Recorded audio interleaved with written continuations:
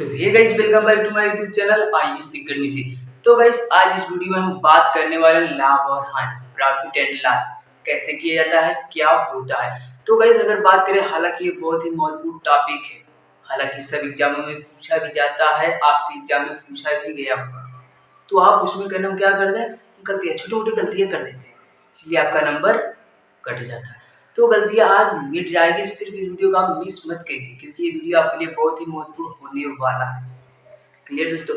तो गाइस, पहले हम लाभ और हानि को समझ लेते हैं, मोटी तौर पर इसे कहते क्या है।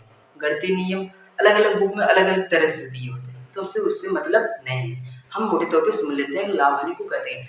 अगर गाइस, आपने दुकान पर गया तो आपने 10 रुपए के लिए चीनी लिया, कितने के लिए? 10 रुपए का। तो जो अंकल आपसे बेच रहे हैं, उसे 10 रुपए की चीनी पाए नहीं होंगे, जहां से खरीदे हैं होलसेल में, कितने पाए होंगे? 7 या 8 रुपए पाए होंगे। आपको कितने बेच रहे? 10 रुपए। तो उनका क्या हुआ? लाभ हुआ, और आपका हानि हुआ। तो इसी को लाभ हानि कहते हैं, समझ गए? उनका लाभ हुआ क्योंकि उन्होंने 8 रुपए खरीदे थे और आपसे 10 रुपए के बेच दिए, और आप 10 रुपए खरीदे, आपका हानि हुआ। अब बात आता है क्रय और विक्रय मूल्य क्या होता है। अगर हम क्रय विक्रय मूल्य जानेंगे तब लाभ हानि निकालेंगे ना। तो क्रय मूल्य वो होता है जब हम खरीदते हैं, चीनी हम खरीदे तो वो क्रय मूल्य हो गया, बस सिंपल सी बात। और अंकल हमसे चीनी क्या, हमारे द्वारा चीनी उन्होंने बेचा, तो विक्रय मूल्य हो गया, बस सिंपल सी बात है। तो गाइस, आगे इसके बारे में पूरे डिटेल से हम समझेंगे, तो आप वीडियो को लास्ट तक जरूर बने रहें। तो गाइस, आइए हम समझते हैं डिटेल में। तो गाइस, क्रय मूल्य क्या होता है हम जान लेते हैं। तो गाइस, कोई वस्तु जिस मूल्य पर खरीदी जाती है उसे हम क्रय मूल्य कहते हैं। यही बात तो मैंने आपको पहले बताया कि जो हम खरीदते हैं, जो हम लेन करते हैं, उसे क्रय मूल्य कहते हैं, और देन करते हैं यानी बेचते हैं, विक्रय मूल्य कहते हैं। बस इतनी सिंपल सी बात है, आपको समझ में आ गया होगा। आया ना? तो अब आया विक्रय मूल्य क्या होता है। तो कोई वस्तु जिस मूल्य पर बेची जाती है, एकदम आसान है, एकदम आसान है, दिमाग में आपके बैठ जाएगा, सिर्फ आप दिमाग से पढ़िए। फिर उसे हम विक्रय मूल्य कहते हैं। इसे ईएसपी से हम प्रदर्शित करते हैं, और इसको सीपी से, इसका पूरा इंग्लिश नाम क्या है? Cost price, selling price. ये जानना बहुत ही महत्वपूर्ण है, क्योंकि परीक्षा में, कम्पिटिटिव एग्जाम में पूछ लिया जाता है। तो क्या क्रय मूल्य का कॉस्ट प्राइस, इसको हम सीपी से प्रदर्शित करते हैं। तो मुझे आशा है कि आप लोग समझ गए होंगे क्रय मूल्य विक्रय मूल्य क्या होता है। तो आइए हम समझते हैं लाभ हानि क्या होता है।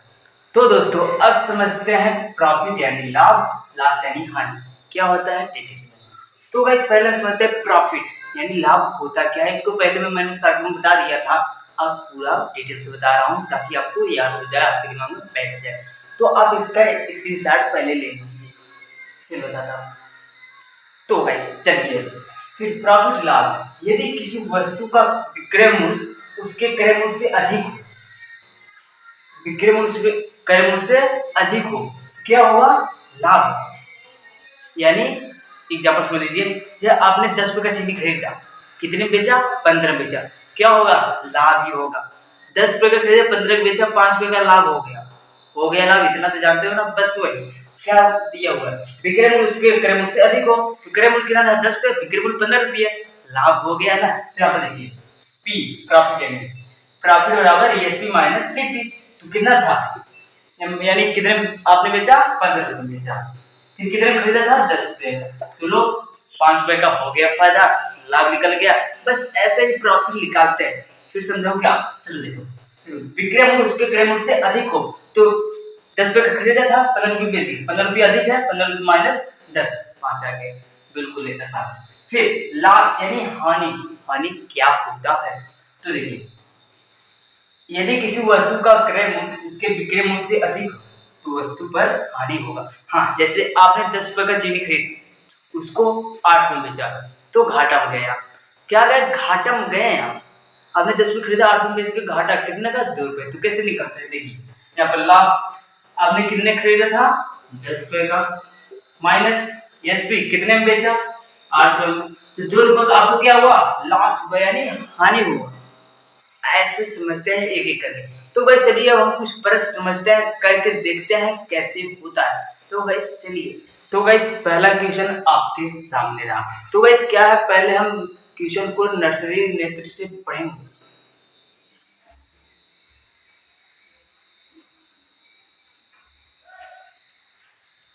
तो गाइस ये रहा आपका पहला क्वेश्चन। तो गाइस क्या करना है, पहले क्वेश्चन को नर्सरी आप से आपको पढ़ना है, उसको समझना है, तब आपको हेल्प करना है। पहले आपको ध्यान से पढ़ना होगा। पहले तो ये आपका टेस्ट हो गया। क्लियर, चलिए पढ़ते हैं। अतुल ने एक पुरानी साइकिल 1000 में खरीदा। बस यहाँ तक पढ़ लो। कितने में खरीदा? 1000 में खरीद लिया। फिर उन्होंने उसकी मरम्मत कर, हाँ मरम्मत, रिपेयरिंग यानी बनवाने में जो टायर टेप लगता है जिनसे, उसमें कितना खर्च किया? 200 रुपए खर्च किए। कितने? 200 रुपए खर्च किए। कितने खरीदा था? 1000 में, हाँ याद आ गया। फिर कितना खर्च किया? 200 बस। और फिर साइकिल को 1500 में बेच दिया। इतने खरीदा, इतना लगाया, 1500 में बेच दिया, तो कितना अतुल को लाभ होगा। तो हमको एक बात देखिए, यहाँ पर पहले से पता हो गया कि लाभ होगा। लाभ होगा तो लाभ होगा, हमको यहाँ पर लिखा हुआ एक चीज मिल गया। आपको टाइम वेस्ट नहीं करना है, क्योंकि कॉम्पिटिटिव एग्जाम में बहुत कम समय होते हैं ऐसे क्वेश्चन के लिए। क्लियर? तो यहाँ पर हमको पहले से पता चल गया कि लाभ ही होगा। बस आप देखिए, ये क्या हो गया? सीपी हो गया। खरीदे तो सीपी हो गया कितने का? 1000 रुपए का। अब ये क्या? 200 क्या होगा? ओवरहेड खर्च होगा, यानी ऊपरी व्यय होगा। जो ऊपरी व्यय होता है वो कितना हो गया? वो हो गया 200 रुपए। कितना? वो 200 रुपए हो गया ऊपरी व्यय था, और जो सीपी था वो 1000 हो गया। तो गाइस आपको एक ट्रिक याद रखना है कि जो ऊपरी व्यय, जो यानी जो ऊपर मरम्मत होता है, वो साइकिल के दाम में ही जुड़ता है। क्लियर? जैसे आपने 5000 की साइकिल खरीदा, 500 बनवा देते, तो आप कोई पूछेगा कितने साइकिल खरीदे, तो आप कहेंगे 5500, उसमें जोड़ देंगे। तो वही बात होती है। तो 1000 प्लस 200 कितना होगा? मैंने बताइए 1200 रुपए। बस हमको पता चल गया 1200 रुपए होगा। 1200 क्या खरीदे? 1200 रुपए को हम क्या किए? खरीदे। अब हमने बेचा कितने को? 1500 रुपए का।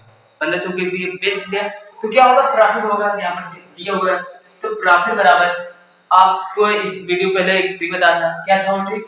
फिर एसपी माइनस सीपी, क्या था? SP minus CP. तो यहाँ पर एसपी देखिए आपका है 1500 माइनस सीपी है 1200, तो कितना होगा? 300। 300 आपका प्रॉफिट हो गया। तो गाइस देखिए कितना सरल है, कितना सरल है, निकल के आ गया।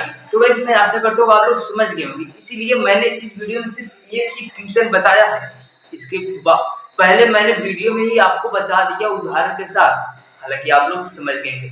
तो गाइस चलिए वीडियो यही करते हैं, मिलते हैं आपसे नेक्स्ट वीडियो में, तब तक के लिए बाय।